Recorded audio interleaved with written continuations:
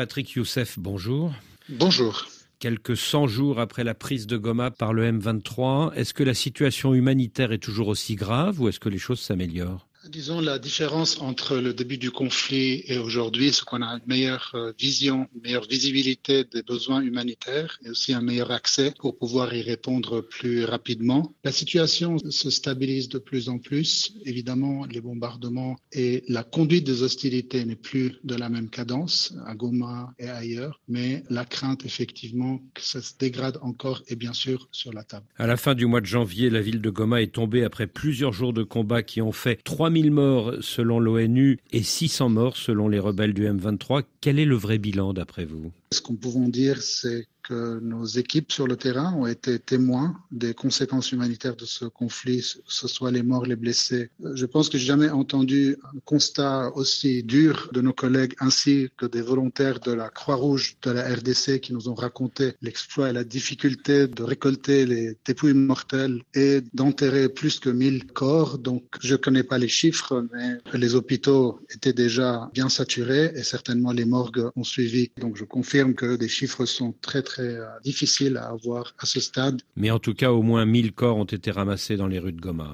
Beaucoup plus, je pense. C'était juste cette action-là, mais j'ai pas les chiffres, bien sûr. Les personnes tuées à Goma sont des combattants, a affirmé le M23. Qu'en pensez-vous ? Évidemment, il y a des morts et des blessés de rang militaire, mais aussi des civils. Le nombre de blessés accueillis dans les établissements médicaux soutenus par le CICR a explosé. Sous ce flux massif, on entend de nos collègues que les bandages étaient coupés en 3, les médicaments administrés dans le bloc opératoire réduit. On parlait effectivement du premier trimestre 2024 qui était marqué par d'intenses combats dans l'est de la RDC. On avait 860 patients admis. En 2025, ces chiffres ont explosé. Il y a eu 3 fois plus d'admissions, autour de 2350 patients dans 4 centres de soins de santé soutenus par le CICR, à savoir à Ndosho, à Goma, à Bukavu et à Beni, ainsi qu'une équipe envoyée en soutien pour effectivement soutenir tous ces centres hospitaliers. En mars dernier, à Goma, quelques 130 soldats congolais qui avaient été blessés dans les combats auraient été arrachés de leur lit d'hôpital par le M23, disent les Nations Unies. Est-ce que vous confirmez ? En fait, le rôle du CICR se limite vraiment à appuyer les structures qui offrent des soins nécessaires dont les blessés ont besoin. Bien sûr, cet événement est tragique. Le CICR n'a aucune manière de contrôler l'accès aux hôpitaux, qui soutient avec des équipes chirurgicales. Nos équipes médicales sont là pour fournir simplement des soins aux patients, mais n'ont pas les moyens d'empêcher effectivement le transfert des blessés ou leur garde malade. Et est-ce que vous avez des nouvelles de ces quelques 130 soldats congolais disparus ? C'est toujours un dialogue en cours, effectivement, avec les parties concernées.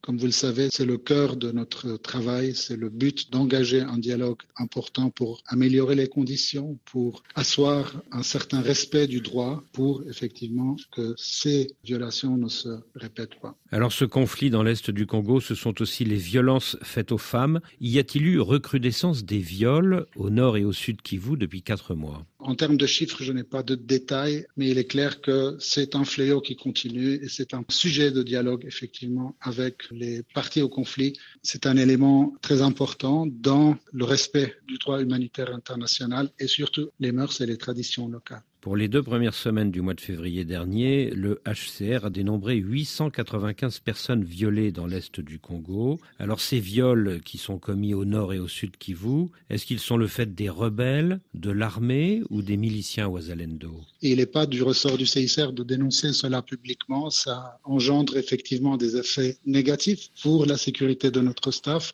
et surtout, ça donne effectivement un impact très négatif pour la population qui doit effectivement bénéficier de nos services. Donc l'espace pour ce faire est un dialogue confidentiel et bilatéral avec les parties dans le but d'arrêter les problèmes que nos collègues sur le terrain perçoivent.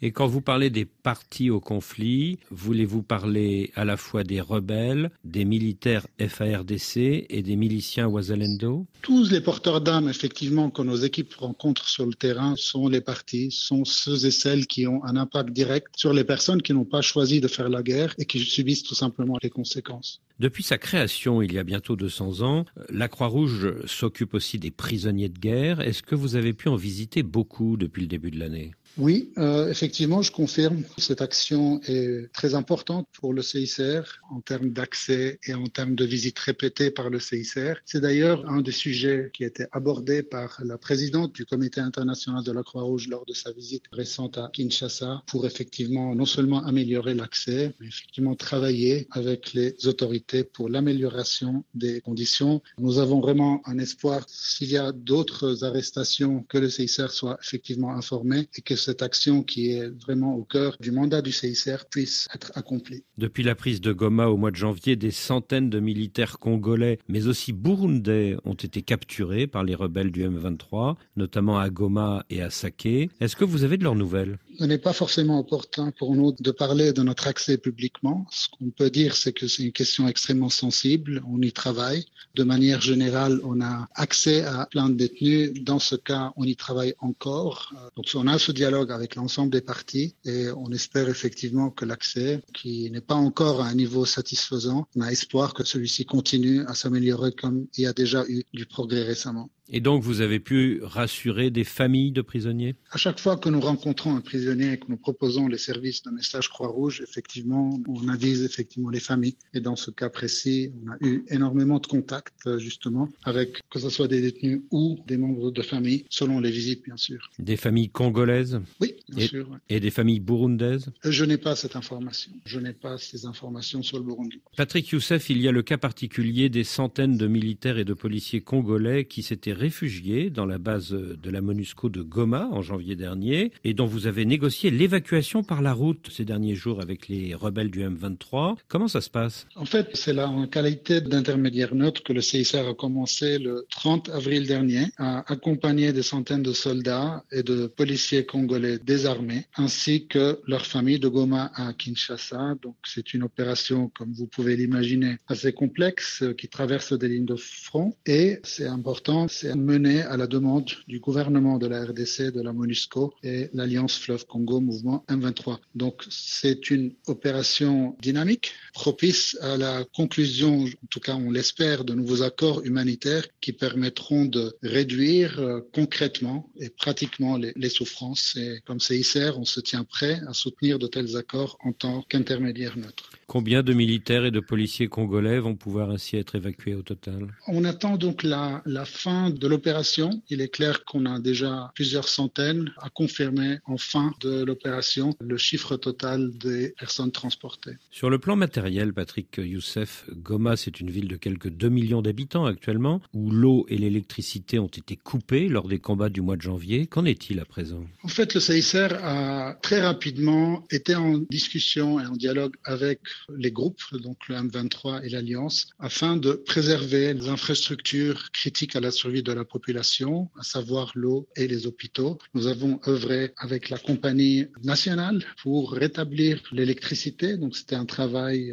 qui s'est fait dans les 2 premières semaines des combats et ce qui a permis effectivement l'approvisionnement en électricité. On a un projet avec plusieurs partenaires d'eau pour toute la ville de Goma et ce projet a continué, n'a pas été atteint par les combats et ce, effectivement, est une très bonne nouvelle. Donc voilà, le CICR tient beaucoup à ce que l'infrastructure existante ne soit pas touchée, à que chaque fois qu'il y a un souci, que l'intervention puisse être bénéfique pour que les populations puissent avoir justement accès à l'eau, l'électricité. Il y a un goulot d'étranglement, c'est l'aéroport de Goma qui est toujours fermé. Oui, bien sûr. Donc voilà, c'est une décision des responsables sur le terrain. J'espère que pour des fins logistiques, pour des fins humanitaires, qu'il y ait plusieurs moyens justement d'acheminer de l'assistance et l'aéroport, bien sûr, en fait partie. On a beaucoup parlé du nord Kivu et de Goma. Qu'en est-il au sud Kivu et notamment à Bukavu, la capitale ? Donc, il y avait effectivement beaucoup de tensions durant les dernières semaines. C'est une situation qui se développe davantage avec les mêmes peurs, les mêmes appréhensions d'une recrudescence. La situation est assez tendue encore. Il y a beaucoup de déplacés internes et surtout des besoins en santé. L'hôpital de Bukavu, en mars, avait reçu à peu près 230 blessés de guerre. Ça explique effectivement l'envergure et j'imagine que les derniers chiffres sont beaucoup plus élevés que les 220 que je viens de mentionner. Le mois dernier, en avril, donc selon votre représentant national au Congo, quelques 140 personnes blessées par balle ont été soignées dans les 4 hôpitaux que vous soutenez dans la région. Est-ce à dire que les combats continuent? Effectivement, c'est la preuve que l'instabilité est encore là, que les dégâts humains sont encore bien présents et que l'impact du conflit armé continue, et ainsi que les actions qui mènent effectivement à accueillir ce nombre élevé de blessés et les traiter, effectivement. Donc la guerre n'est pas terminée. Pas encore. Patrick Youssef, merci. Merci à vous.